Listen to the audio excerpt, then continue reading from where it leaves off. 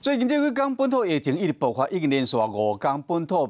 病例已经破100。不过疫情指挥官陈时中强调讲，即马国内以正常的生活为前提来防疫，和大家认讲，这敢是要甲病毒共存？前疾管局长苏益仁表示讲，若是拍算今年年底要甲病毒共存，都要达到自然的感染率的60%。未来8个月恐惊有1300万人确诊，虽然讲敢若一半的人去围着尔，平均逐工都要面临到2-3万人确诊的风险，必须要做到包括有3点：第一，轻重症分寸分流，过来是提悬老大人的注射率，以及要准备好口服药等3种办法。另外，只要是中重症患者，逐工维持伫30人以下，医疗体系应该拢会使应付。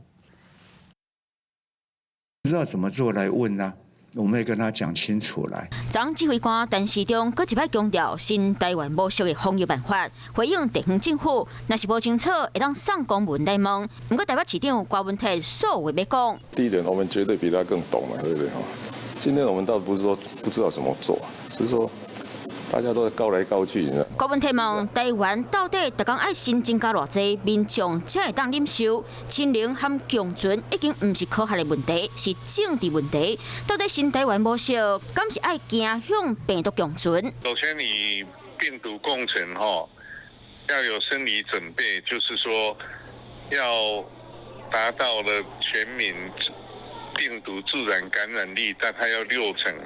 才能够真的与病毒共存啦，前疾管局长苏益仁分析，若是预计到今年年底爱和病毒共存，边境解封，未来8个月会有1300万的人确诊，就算讲半数染疫，平均大家嘛要面对2-3万的人确诊的风险，安尼必须要做到3大解封，才能开放共存，包括提悬4大人注意风险涵盖率，有准备好食药啊，未来2-3个月政府上少要有20万人的分量，该做好轻重症感染者分层分流。比较年轻的呢，那么他都会轻症，所以这个时候呢，他们就应该在家里那么隔离以后休息，那么把医疗体系呢留给那个60岁以上的感染者或者有高风险的族群。安尼就算逐工2-3万的人感染，若是中重症患者逐工维持伫咧无超过30个人，医疗体系应该有够应付。不过，就有医师无安尼想。台湾一旦大规模的一些罹病，不管是几万人，或者是每天几千人，这时候都会造成不同区域的部分在疫苗覆盖的范围不足的情况下，刚刚所提到过的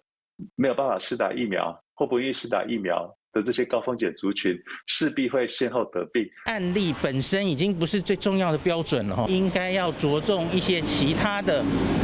监测的数字，告诉我们到底现在案例是严重还是不严重。想要清零还是共存？因为一支药100支重，不管安怎，预防者上好要注满3重，做好家己的防护，才会当把疫情控制掉位。我是吴一璇，想要收看最新第一手的讯息，赶快加入华视新闻 YouTube 频道，按赞，开启小铃铛，最专业的主播群说新闻给你听。